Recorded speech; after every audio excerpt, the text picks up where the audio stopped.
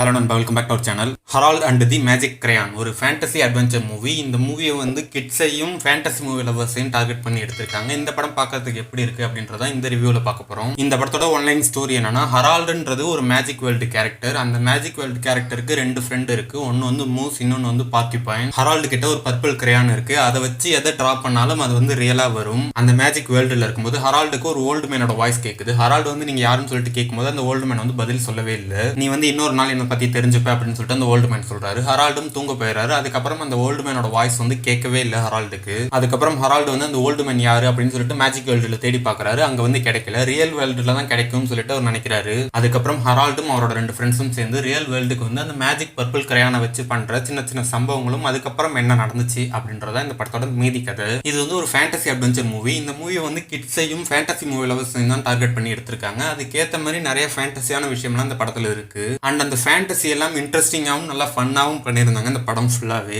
இந்த one line story வச்சு இந்த ஃபேண்டசி மூவிக்கு இவங்க எப்படி ஸ்க்ரீன் பிளே பண்ணியிருக்காங்கன்னு பார்த்தீங்கன்னா, ஓவராலாக பார்க்கும்போது ஒரு டீசென்டான ஸ்க்ரீன் பிளேனே சொல்லலாம். ஏன்னா படம் ஃபுல்லாகவே ஜாலியாகவும் ஃபன்னாகவும் கொண்டு போயிருந்தாங்க. அது வந்து இந்த படத்தோட ஒரு ப்ளஸ் பாயிண்ட்னே சொல்லலாம். அண்ட் இந்த படத்தை வந்து முக்கியமாக கிட்ஸை தான் டார்கெட் பண்ணி எடுத்திருக்காங்க. கிட்ஸை வந்து அட்ராக்ட் பண்ணுற மாதிரி இந்த படத்தில் நிறைய பண்ணியிருக்காங்க. அதெல்லாம் நல்லாவும் இருந்தது. சரி, ஓகே ப்ரோ, இந்த படத்தை கிட்ஸை தான் டார்கெட் பண்ணி எடுத்திருக்காங்க அப்படின்னா பெரியவங்களுக்கு பிடிக்காதான்னு கேட்டிங்கன்னா அப்படிலாம் இல்லை. உங்களுக்கு அட்வென்ச்சர் மூவினாலும் ஒரு ஃபேண்டசி மூவினாலும் பிடிக்கும் அப்படின்னா நீங்கள் இந்த படத்தை தாராளமாக பார்க்கலாம். அண்ட் இன்னொரு விஷயம் சொல்ல மறந்துட்டேன், இந்த படம் வந்து தமிழ் டப்பிங்ல இன்னும் வரல, இங்கிலீஷ்ல தான் இருக்கு. தமிழ் டப்பிங்ல வந்தோடனே ட்ரை பண்ணி பாருங்க. இல்லை உங்களுக்கு இங்கிலீஷ் ஓகே அப்படின்னா ட்ரை பண்ணி பாருங்க. மொத்தத்தில் இந்த படம் எப்படி இருந்துச்சுன்னு கேட்டிங்கன்னா, நான் முன்னாடியே சொன்ன மாதிரி இந்த படத்தை கிட்ஸை தான் டார்கெட் பண்ணி எடுத்திருக்காங்க. நீங்கள் கிட்ஸு கூட ஃபேமிலியாக உட்காந்து இந்த படத்தை தாராளமாக பார்க்கலாம். அப்படி இல்லை அப்படின்னா உங்களுக்கு வந்து ஃபேண்டசி மூவினா பிடிக்கும், அட்வென்ச்சர் மூவினா பிடிக்கும் அப்படின்னா நீங்களும் இந்த படத்தை தாராளமாக பார்க்கலாம். என்னை பொறுத்த வரைக்கும் இந்த படம் வந்து ஒரு ஜாலியான ஃபன்னான ஒரு டீசென்டான மூவி. ட்ரை பண்ணி பாருங்க. இந்த ரிவ்யூ உங்களுக்கு பிடிச்சிருந்தா வீடியோக்கு ஒரு லைக் பண்ணிட்டு சேனலை சப்ஸ்கிரைப் பண்ணி வச்சுக்கோங்க. நம்ம நெக்ஸ்ட் வீடியோவில் பார்க்கலாம்.